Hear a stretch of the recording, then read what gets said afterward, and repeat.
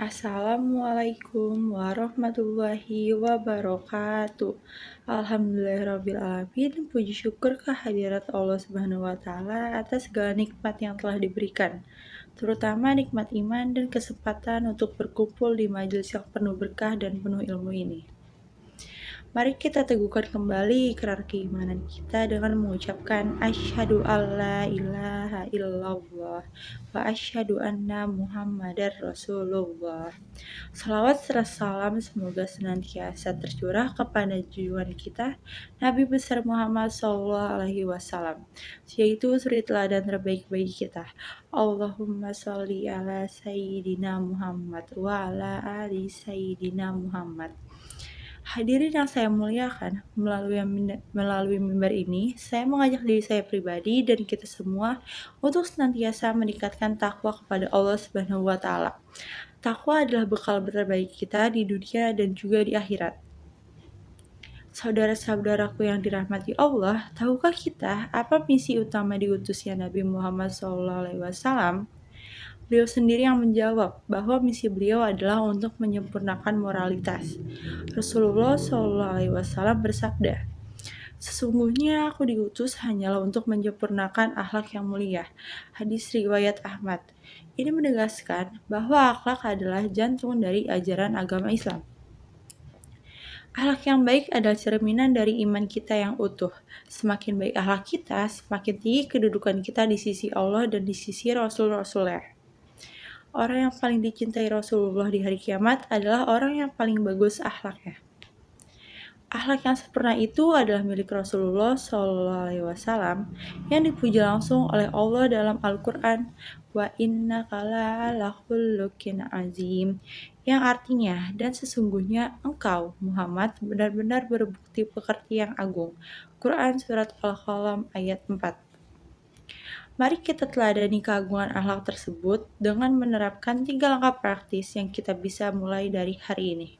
Yang pertama, menjaga lisan. Kendalikan ucapan kita, jangan mudah menghina, mengumpat, ataupun bergosip. Ingatlah, jika tidak bisa berkata yang baik, lebih baik kita diam, karena lisanmu adalah cerminan dari imanmu. Yang kedua, jadilah pemaaf. Hindari dendam. Hati yang mudah memaafkan adalah hati yang tenang, damai, dan juga dicintai oleh Allah Subhanahu wa Ta'ala. Pemaaf adalah tanda kekuatan, bukan tanda kelemahan. Yang ketiga, tebarkan senyum dan sapaan baik. Tunjukkan keramahan kepada siapapun itu, karena senyum dan sapaan yang tulus kepada sesama adalah sedekah yang paling mudah dan kita berikan yang paling simpel kepada orang lain, dan juga berharga di mata Allah. Akhlak yang baik adalah pondasi utama dalam menciptakan keharmonisan sosial. Ini adalah wujud nyata dari ketaatan kita kepada Allah dalam berinteraksi dengan sesama manusia. Yang pertama, 2 kewajiban utama. Tunjukkan bakti yang tulus dan tak terhingga kepada orang tua kita, karena ridha Allah terletak pada ridho mereka. Bersama dengan itu, hormati guru dan orang yang mengajarkan ilmu kepada kita. Mereka adalah kunci pembuka keberkahan ilmu dan jalan menuju ketakwaan.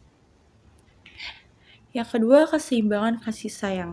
Kita wajib menyayangi mereka yang lebih muda dari kita dengan membimbingnya dan memberikan teladan yang baik. Sebaliknya, kita wajib menghormati mereka yang lebih tua dari kita dengan menunjukkan tawadu atau kerendahan hati dan mendengarkan nasihat-nasihat dari mereka. Keseimbangan ini mencerminkan kasih sayang universal yang diajarkan dari agama Islam. Yang ketiga, kendalikan diri dan kelembutan. Jaga lisan kita dengan cara menghindari ghibah, fitnah, atau perkataan kotor. Jika tidak mampu berkata yang baik, maka lebih baik kita diam. Karena setiap kata yang kita akan ucapkan akan dimintai pertanggungjawabannya oleh Allah Subhanahu wa Ta'ala. Jadilah pribadi yang pemaaf, lapang dada, dan hindari dendam. Sentuhan akhlak yang paling sederhana adalah menebarkan senyum dan sapaan baik kepada siapapun yang kita jumpai, karena itu bernilai sedekah. Selanjutnya, kita perlu menguatkan akhlak yang bersifat fundamental dan internal, serta akhlak lain yang sering terlupa. Yang pertama, kekuatan hati. Hiasilah hati kita dengan tawakal, sabar, dan juga bersyukur. Tawakal adalah menyerahkan segala urusan sepenuhnya kepada Allah, dan Tawakal ini disempurnakan dengan sabar saat menghadapi ujian dan syukur saat menerima nikmat. Keduanya adalah penolong utama kita dalam mengarungi hidup. Quran Surat Al-Baqarah ayat 45. Yang kedua, integritas dan kedermawaan. Tegakkan kejujuran atau bersikap asidik ke dalam perkataan dan juga perbuatan yang akan membawa kita kepada kebaikan. Sifat mulia ini beriringan dengan amanah atau memegang tanggung jawab dan kedermawaan atau asakha. Jauhi kekiraran karena memberi dengan ikhlas adalah akhlak agung yang mengundang berkah. Quran Surat Al-Insan ayat 9. Yang ketiga, keadilan dan rasa malu. Dalam interaksi di tengah perbedaan, berpegang teguh pada keadilan, bahkan kepada orang yang tidak kita sukai, karena adil adalah yang paling dekat dengan takwa. Quran Surat Al-Maidah ayat 8. Terakhir, peliharalah rasa malu atau al-haya sebagai benteng akhlak yang akan mencegah kita dari perbuatan maksiat dan juga perbuatan tercela.